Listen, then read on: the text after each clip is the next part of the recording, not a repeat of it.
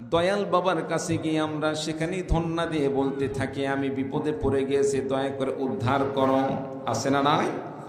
আমার ভাইরা, আমার বন্ধুগণ, কত দয়াল বাবা, খাজা বাবা, ল্যাংটা বাবা ইত্যাদির কাছে গিয়ে আমরা আমাদের বিপদকে দূর করার জন্য তাদের কাছে আমরা অনুসরণ করি, তাদের কাছে গিয়ে আমরা দোয়া করি, অথচ দেখা যায় এক ওয়াক্ত নামাজ পড়ে না।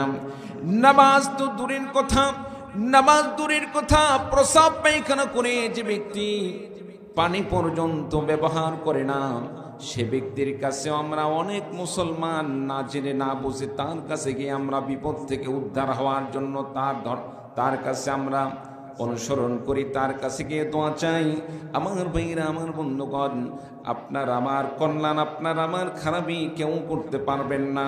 আল্লাহ তাআলা যার জন্য ভালাই চান তার ভালো হয়, যার জন্য আল্লাহ রাব্বুল আলামিন অকল্যাণ নির্ধারণ করে রাখেন তার অকল্যাণ হয়। সেটাই আল্লাহ রাব্বুল আলামিন পবিত্র কোরআনে কারীমের মধ্যে ঘোষণা দিয়ে বলেন, নবী গো, तमाम পৃথিবীর মানুষদেরকে জানিয়ে দিন, আপনি তাদেরকে জানিয়ে দিন, লা আমলিকু লিনাফসি নাফআন ওয়ালা দাররা, আমি নিজে, আমি বিশ্বনবী সাল্লাল্লাহু আলাইহি ওয়াসাল্লাম, আমার নিজের কল্যাণের জন্য আমার কোনো ক্ষমতা নাই।